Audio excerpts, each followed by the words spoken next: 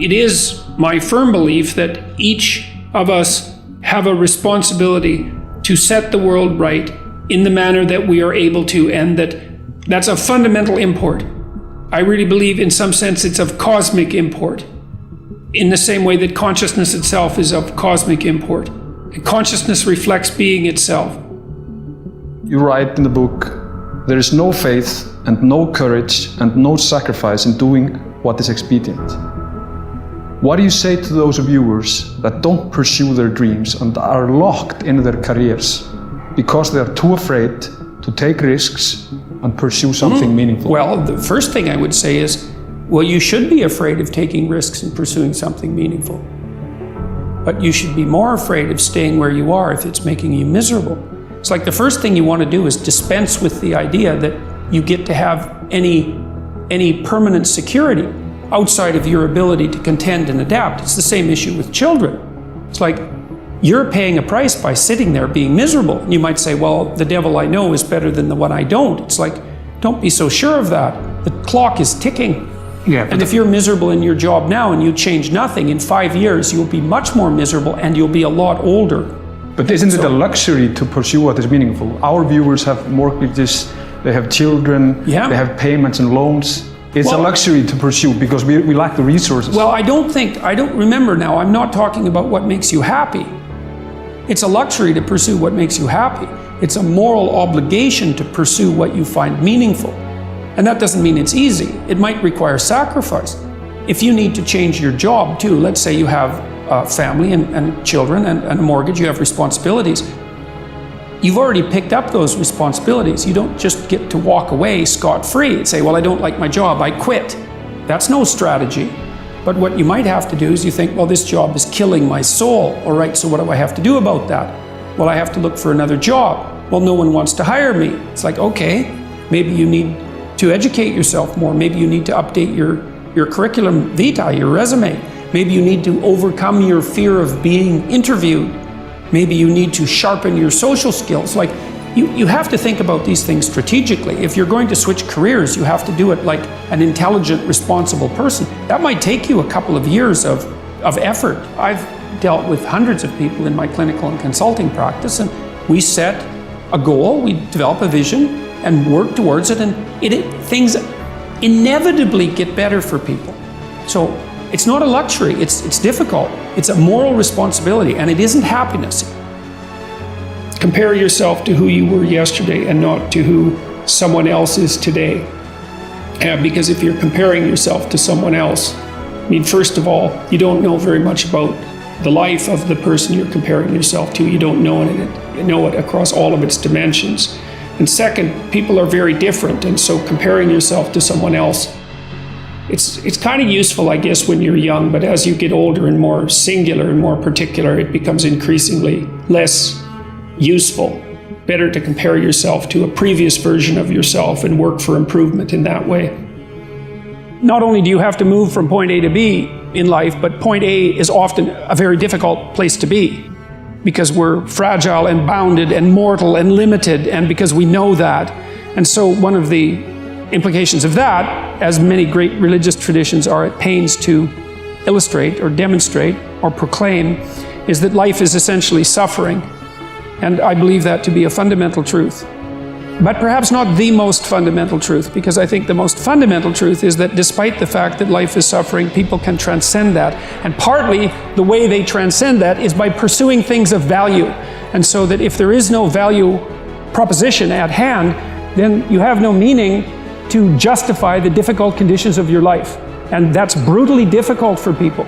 You know, Nietzsche said, he who has a why can bear any how.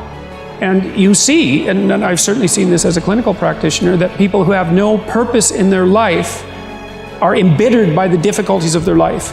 And they become first bitter, and then resentful, and then revengeful, and then cruel. And there's plenty of places to go past cruel. That's just where you start if you're really on a downhill path. The more radical the necessary change, the more pain that accompanies it. Like the more opportunity as well. And a lot of what we learn painfully. And so it's not surprising that people shrink away from learning. We learn in pain and anxiety. very frequently. Everyone knows that. Like the things that you really learned in life, it's like, it was no joy, man. Like it took you out. And so the fact that people flee from that is hardly surprising. But it doesn't help, that's the thing. It just stores up the catastrophe for later. And so the better idea is to eat a little poison every day so that you don't have to overdose in a month. It's something like that. And it is the case that I think, because first of all, you don't learn unless you're forced to learn. I know there's alternatives to that. There's the voluntary search for knowledge, and that's a fine thing, and that is an antidote to this. But apart from that, speaking more practically, you tend not to learn unless you're forced to learn, and what you tend to learn by force are difficult lessons. And so people are very prone to not seek that out. It's not surprising. But it's because they don't understand the consequences very well. It's because they're convinced that there's some way of forestalling the necessary learning. And there isn't any way of forestalling it. All you do is make it worse in the future. You make yourself smaller and you make the lesson harder. And so that's why in so many religious doctrines there's emphasis on humility. You know, and humility isn't to debase yourself. It's to understand that you don't know enough so that your life isn't going to be miserable.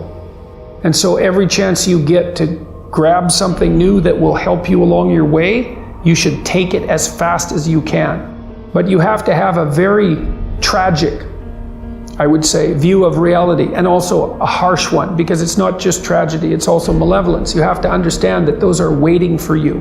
And that makes you desperate enough to learn. And that might make you desperate enough to fall out of your ideology.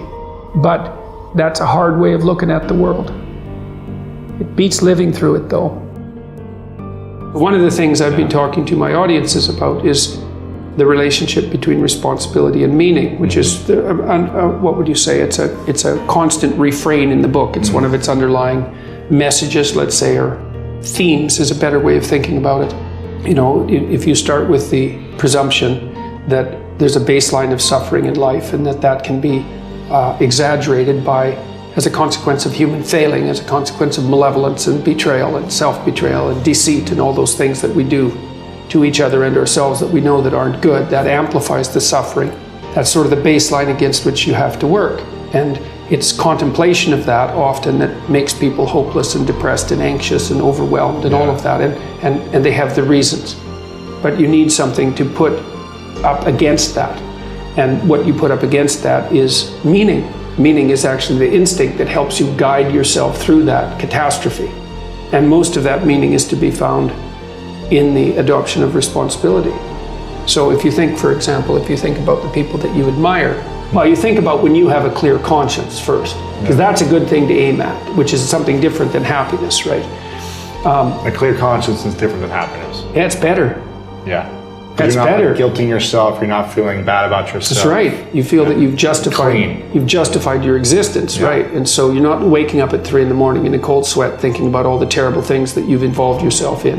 What you said to someone that you shouldn't have said, or how you acted, or lied. What opportunity you lost, or the things that you've let go that you should have capitalized on, and all of that. And so if you think about the times when you're at peace with yourself with regards to how you're conducting yourself in the world, it's almost always conditions under which you've adopted responsibility, right? At least the most guilt I think that you can experience, perhaps, is the sure knowledge that you're not even taking care of yourself, so that you're leaving that responsibility to other people, because that's pretty pathetic, unless you're psychopathic and you're living a parasitical life, and that characterizes a very small minority of people. And an even smaller minority think that's justifiable. But most of the time you're in guilt and shame because not only are you not taking care of yourself, let's say, so someone else has to, but you're not living up to your full potential. And so there's an existential weight that goes along with that. This circumambulation that Jung talked about was this continual circling, in some sense, of who you could be. You might notice, for example, that there are themes in your life. When you go back across your experiences, you see you kind of have your typical experience that sort of repeats itself, and there might be variation on it, like a musical theme, but it's like you're circling yourself and getting closer to yourself. as you move across time. That's the circumambulation. Now, remember that for a sec, because we'll go back to it. Okay, so imagine that something glimmers before you. It's an interest that's dawning, and you decide, well, first of all, you're paralyzed. You think, well, how do I know if I should pursue that? It's probably a stupid idea. And the proper response to that is, you're right, it probably is a stupid idea, because almost all ideas are stupid. And so the probability that as you move forward on your adventure that you're going to get it right the first time is zero. It's just not going to happen. And so then you might think, well, maybe I'll just wait around until I get the right idea, and which people do, right? So they're like 40-year-old, 13-year-olds, which is not a good idea.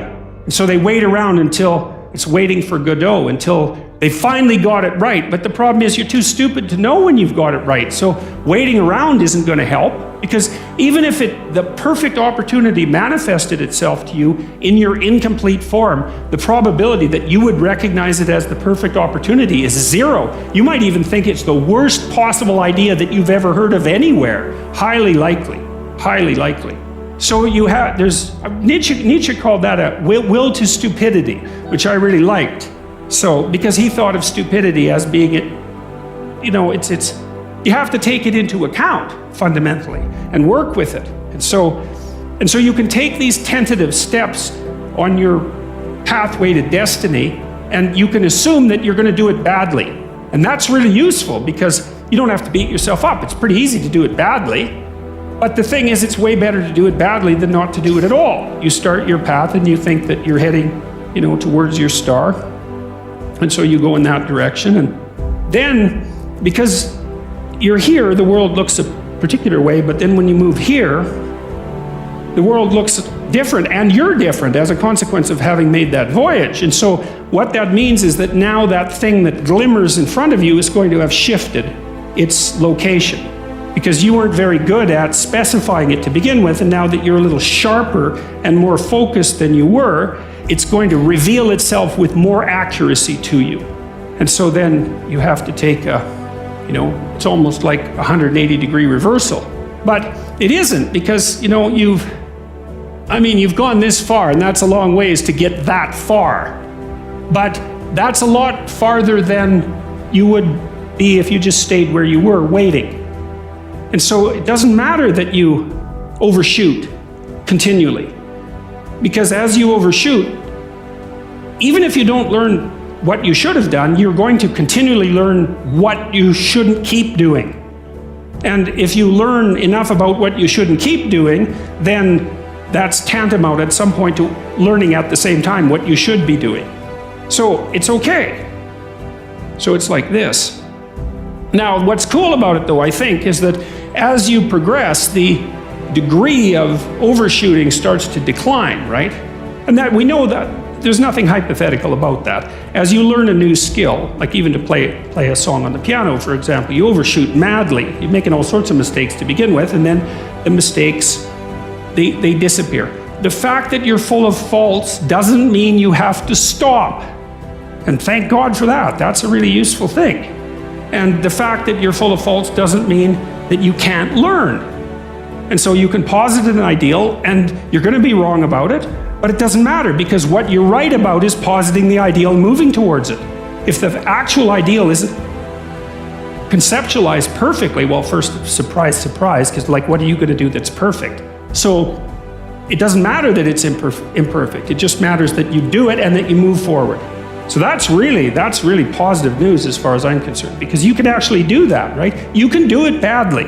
Anyone can do that. So that's useful.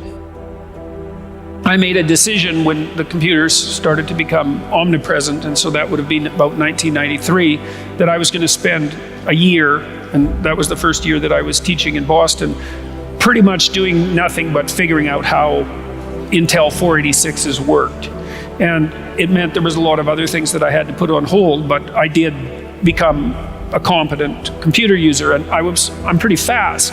But, my son, it's just annoying as hell to watch him on the computer and on the phone, and my graduate students as well, because they're so much faster than me that it's not even funny, and I'm not really accustomed to being slower than someone else in the room. You know, if I had children now, the one thing I would bloody well make sure that they knew was how to use a computer, how to program, man. Because if you're smart and you can use a computer, you are so much smarter than you are if you're just smart that it's not even funny. You know, and you talk to people, you see this in Silicon Valley all the time, you talk to people who are expert computer users, they are so bloody powerful, it is just beyond belief. So, and that's going to do nothing but expand, right? Because Moore's law is not dead, and computers are doubling in power every 18 months. And who the hell knows where that's going to go.